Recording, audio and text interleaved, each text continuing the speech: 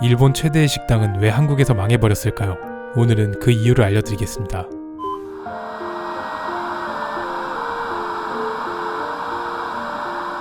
안녕하세요 여러분. 일본은 미식의 천국으로 정말 유명합니다. 심지어 미슐랭 스타를 받은 레스토랑이 프랑스보다 더 많죠. 하지만 일본 사람들이 자주 가는 식당은 따로 있습니다. 구독과 좋아요 눌러주세요. 일본에 가면 가장 많이 볼 수 있는 식당이 있습니다. 아마 일본 여행을 다녀오셨다면 여러분들도 한 번쯤 보셨을 거예요. 주황색 간판의 요시노야, 노란색 간판의 마츠야, 빨간색 간판의 스키야라는 식당인데, 이 식당이 어떤 식당이냐 하면 일본 전역에 도합 5,000개가 넘는 체인을 가지고 있는 어마어마한 식당입니다. 감이 잘 안 오시는 분들을 위해 잠깐 설명을 좀 해드리자면, 백종원 선생님의 이 모든 브랜드의 전국 가맹점을 다 합쳐도 2,000여 개 정도인데, 이 식당들은 단 3개를 합쳐서 5,000개니까 그 규모를 알만하죠. 어쩌면 한국의 김밥천국이랑 비교하는 게 더 맞을 겁니다. 이 집에서 파는 메뉴는 규동이라고 하는 쇠고기 덮밥인데, 이게 그렇게까지 고급 음식은 아니지만 그릇당 3,000원 정도로 그 가격도 매우 싸고 맛있어서 일본 사람들이 정말 자주 찾는 음식입니다. 그래서 저도 이 식당이 한국에 들어오면 정말 잘 될 것 같다고 생각한 적이 있는데요. 그런데 이 식당이 실제로 1996년에 한국에 들어왔었습니다. 그것도 사람 제일 많은 강남역에 말이죠. 하지만 이 식당은 2년 만에 푹싹 망해버렸습니다. 일본 최대 규모의 식당. 이 식당은 왜 망했을까요? 첫 번째 이유는 규동을 비벼 먹었기 때문에 그래서 망했습니다. 비벼 먹어서 망한 게 좀 어이가 없으실지도 모르겠습니다. 하지만 어떤 외국인이 비빔밥을 먹을 줄 몰라서 비비지 않고 그냥 먹는다고 생각해보시면 이해하기 쉬울 겁니다. 일본 사람들은 음식을 한 대 넣고 비비는 걸 정말 이상하게 생각하기 때문에 돈부리라고 하는 일본의 덮밥들은 밥 위에 재료를 쌓는 구조로 설계가 되어 있고, 비비지 않고 그대로 떠먹어야 그 맛을 제대로 느낄 수 있게 발전했습니다. 비비게 되면 소스의 간이 약해져서 맛이 없게 되죠. 하지만 96년 당시 규동에 생소했던 한국 사람들은 그 덮밥을 다 비벼버렸습니다.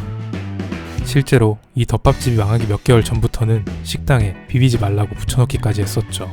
두 번째 이유는 먹기가 불편했다는 것입니다. 한국 사람들은 밥을 먹을 때 숟가락을 사용합니다. 하지만 이런 형태의 한국 숟가락은 일본엔 없습니다. 있긴 있는데 거의 없다고 봐도 무방할 겁니다. 잘 쓰질 않죠. 일본의 숟가락은 이렇게 생겼습니다. 국물을 떠먹을 때나 이런 숟가락을 사용합니다. 일본 사람들은 밥을 먹을 때 숟가락으로 먹지 않고 그릇을 들고 젓가락으로 먹습니다. 그래서 한국의 새젓가락처럼 이렇게 생긴 얇은 젓가락을 쓰지 않죠. 밥을 잡기 좋도록 통통한 나무젓가락을 사용합니다.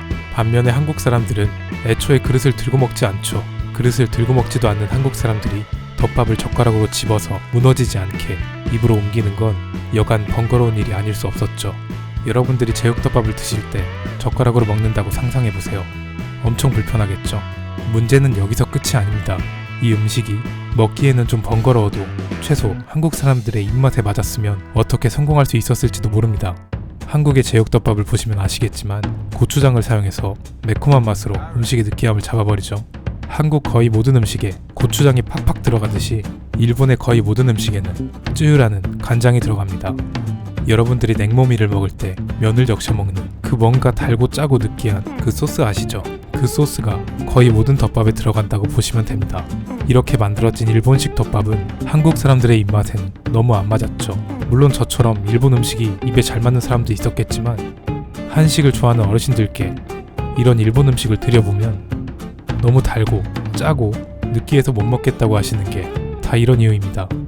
당시 가격으로 한 그릇당 7,000원으로 가격도 비쌌는데, 한국에서는 공짜로 딸려 나오는 이런 국과 반찬들을 별도 요금을 받고 따로 팔았으니 한국 사람들은 영 이 식당이 마음에 들지 않았을 겁니다.